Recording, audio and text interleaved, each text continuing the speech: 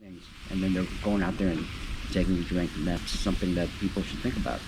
Yeah. You know, we like even before that incident, we had already stopped drinking and going out. In fact, you know, that's what the case was. We don't go out Yeah, because because that's what happens. Yeah, after it gets tiring Yeah, after a while. and Yeah, it's the same shit every time. You And just we're go, grown-ups too. You know, we're like, I was 30 at the time Yeah. or something like that, and you know, we're done with it. We're trying to get done with it. After that, we just keep it all together. Like it's not healthy, and you know, it's better to deal with the reasons why you want to get drunk than to just keep getting drunk. So we're talking about taking the edge off.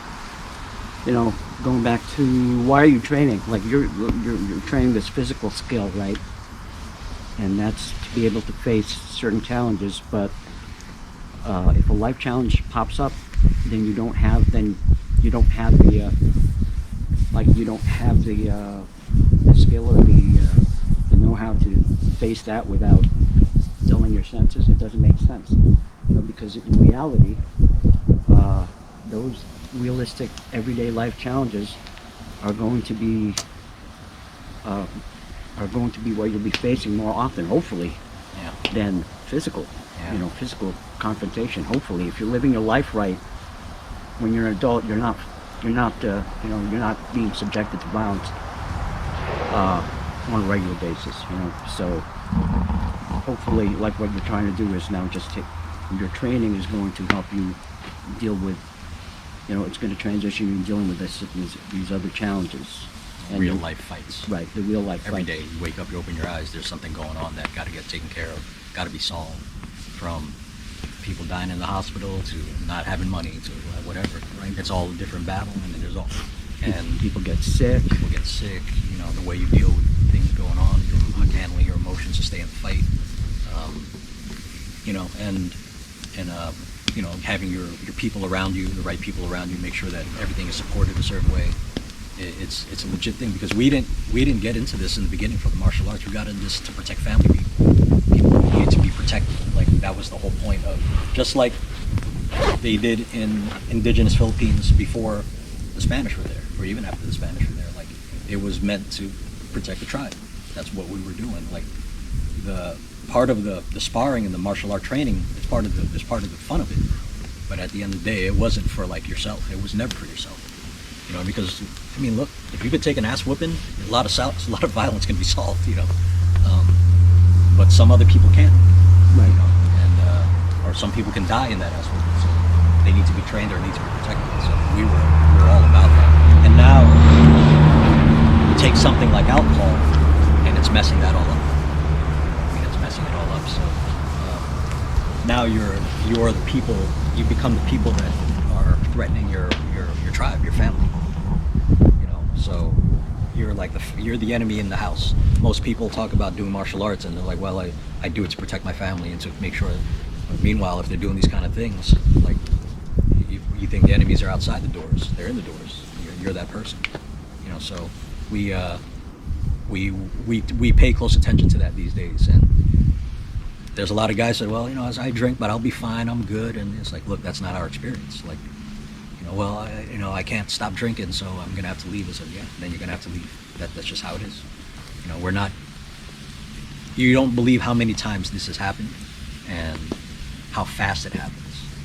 You know, people are always saying, well, I'm straight, I'm a functional alcoholic. But what has to happen in your life for you to go crazy enough to drink too much to forget that you stabbed somebody that night? You lost a child in a car accident, or you know, someone got sick and died, and now your brain is crazy and you're in complete devastation, and you use the alcohol to numb all the pain, which I understand, man. I get it. I get that. I get it. I've been there. But now you're this guy with skill. The skill doesn't go away because you drank. You know what I mean? Like your brain will still process attacks, and you still will, if you're trained right, even under the distortion of alcohol, you will still recognize attacks coming at you, and you still may move. And I get that. I've seen it where you're drunk and you can't remember when that blade came out. I know that. I know that game. I've seen that, and especially if you're in a place where it's hostile all the time. So protocols. That's why we have them, and that's where they came from. You don't make them from nothing, because if you make a protocol from nothing, it's not a protocol. Because a protocol is a mistake that happened. Somebody got hurt, somebody died, make a protocol.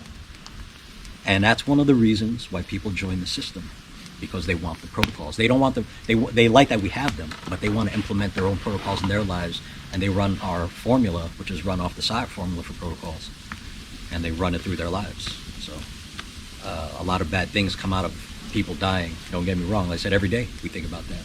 People on the internet bring it up all the time, and we take it because it reminds us of what happened. So, but because of that, the system became, what it is right now. And people who show up to the system they'll go on the internet and try and look for us, and they'll see people bringing up, oh, don't train with those guys, or those guys who trained the guy who killed that guy. So there's different people who look at that. One guy's like, I'm not going to train them. Another guy's like, he'll go and research what actually happened, and then he'll see what actually happened physically, and he's like, who are those guys? I need to look for them. So for every one person who says no, there's another person who probably says they want to come around and train. And same thing, we vet them out. They come to us, they train, they realize that we are not bad people. I mean, you got to realize we were going to stop. We were going to quit. We were like, we were not going to do this anymore. But then people start to show up. Now, some of the first people who showed up were bouncers. It was pretty interesting because they wanted to know how to stop that. Because the way that happened was very specific, and they wanted to know the counter to that. So we taught them. And the counter to that is just not a technique. It's an awareness from the beginning of that day. It's the way weapon people think.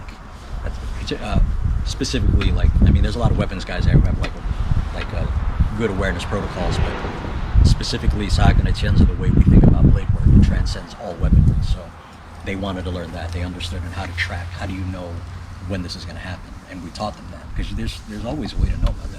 You just got to train that. You know who's going to stab you. You know by who's. If you're looking at a bunch of guys, you know which guy's got the gun by where he stands, how his pants look, where his hands are, where he's positioned in the group. Like you can track all that stuff. It's something we were taught very young, because it's important. You need to know where the gun guy is.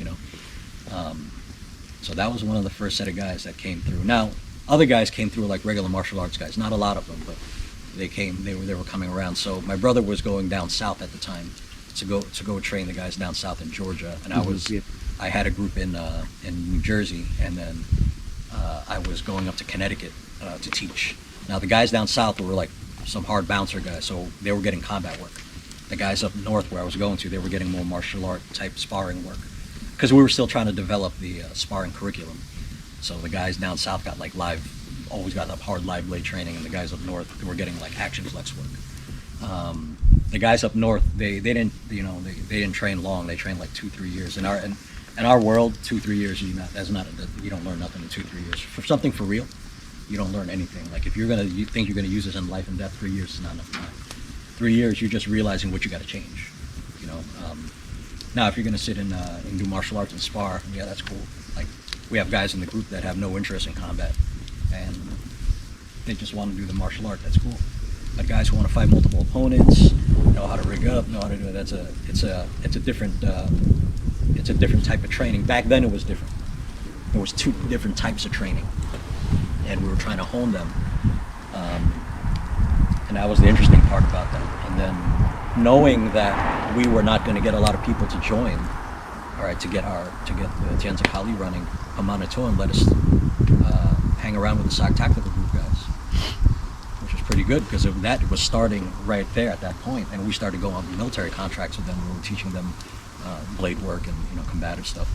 And I think when we were doing naval special warfare at the time, so we were training all the team guys, and they heard about this, and they didn't take it like the way the internet took it. They took it differently.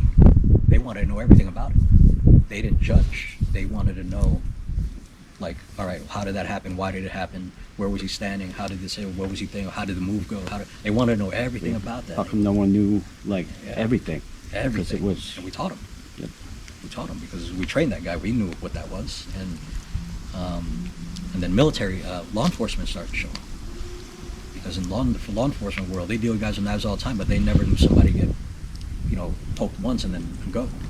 So the other side of it, right? Yeah, the other side. Like, these are the guys, like, that's a bad scenario, and I get it. I know you guys want to stop doing this, but you guys are needed. Like, we need to know how to stop this.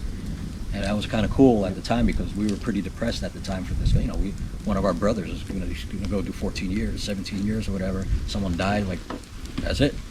You know, like, we're done. You know, like, just wrap it up. Not because we were not going to be successful, because we didn't want to do it. You know, we wanted to stop. But all these guys that Tom introduced us to, you know, made us rethink, like, all right, maybe we still got stuff to do here. You know, that's Because yeah, there's still lessons that we can learn from the incident, right?